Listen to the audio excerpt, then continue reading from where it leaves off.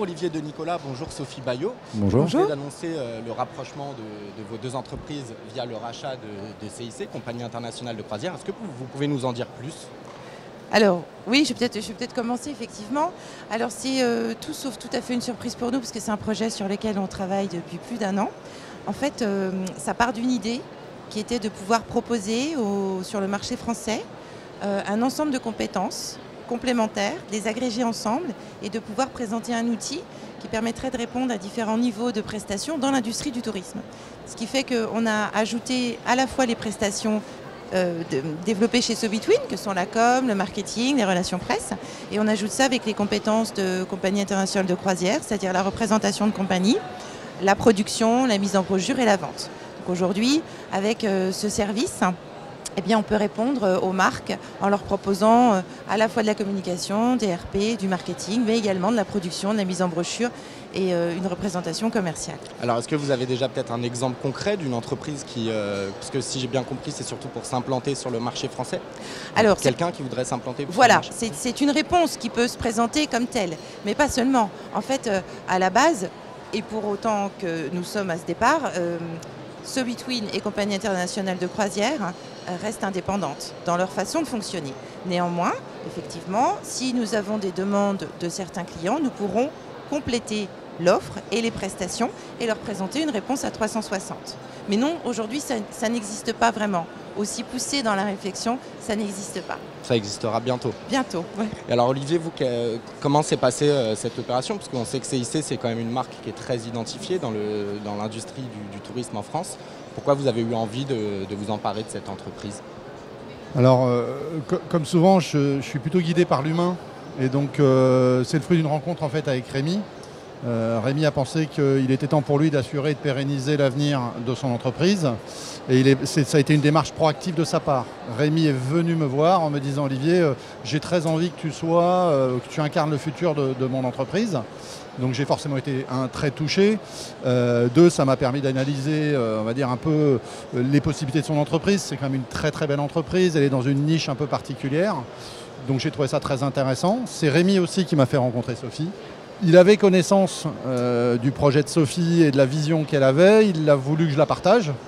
Donc après on s'est rencontrés, on a très vite adhéré sur les compétences, les profils humains, etc. Parce que pour moi aujourd'hui c'est vraiment quelque chose qui est un prisme assez majeur. J'ai envie de m'entourer que de gens avec lesquels il y a des vraies constructions humaines et de valeurs. Et puis j'étais plutôt enthousiasmé par le projet que voulait développer Sophie. Et donc je me suis dit, je vais jouer mon rôle d'accélérateur, tout en restant dans une philosophie qui est la mienne, qui est que les entreprises doivent elles-mêmes se développer, trouver leurs clients.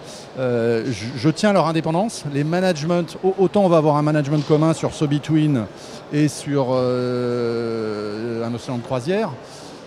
Autant, si je prends un autre exemple dans mon groupe qui est Contraste, Contraste est en totale indépendance du projet qu'on va mener avec Sophie. Il y a des associés communs dans une structure financière, mais les équipes de Nice sont là pour développer un business à Nice qui est totalement différent. C'est un business d'agence de voyage de niche qui n'a rien à voir avec l'activité de tour operating et de développement de marque qu'on va faire avec Sophie. Donc vous ne serez pas dans la gestion opérationnelle de CIC? Alors, j'ai pas vocation à être dans le day-to-day de cette entreprise.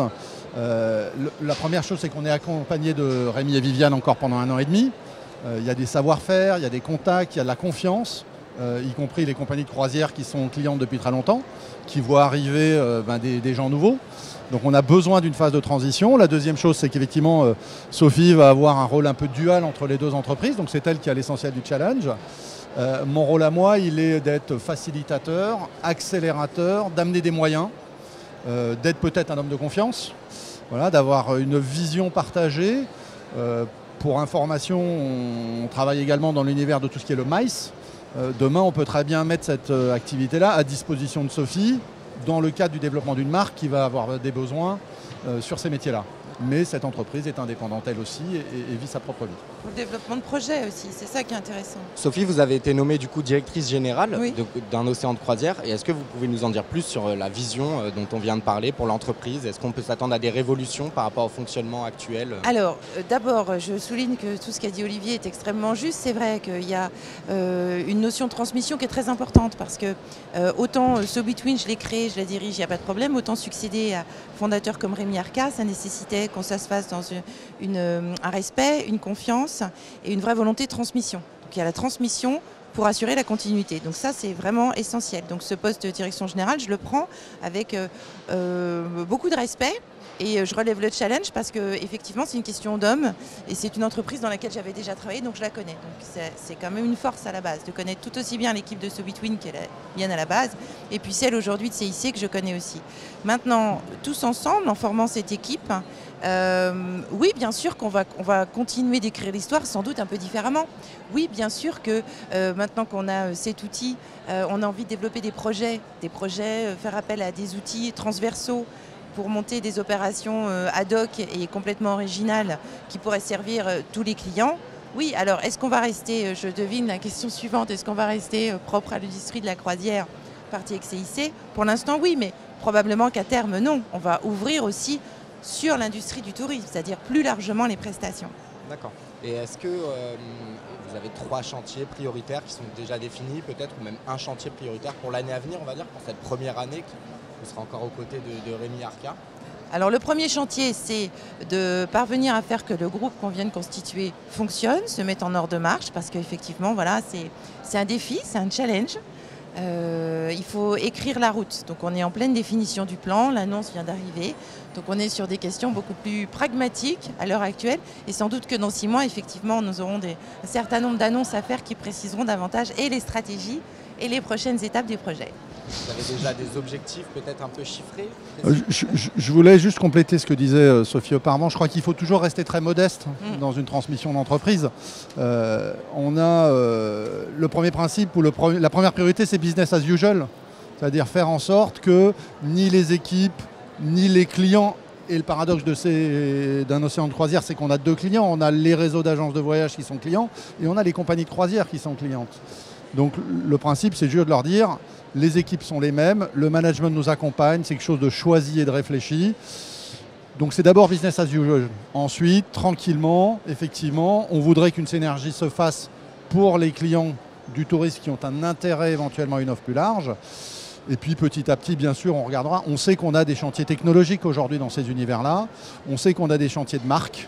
On a dans nos clients de très jolis produits, de très belles compagnies de croisière dans lesquelles les marques sont encore faibles sur le marché français. Ça va être notre rôle de les aider à pénétrer plus. Mais finalement, c'est juste faire le métier habituel d'un océan de croisière. Voilà, donc je pense qu'il ne faut pas s'attendre à des révolutions. Il faut s'attendre, si on le peut, à une accélération en fait, basée sur les atouts de la boîte. C'est important, pas de révolution, parce que moi je tiens aussi à rassurer tous les clients qui sont les clients de SoBetween aujourd'hui, c'est-à-dire on continue.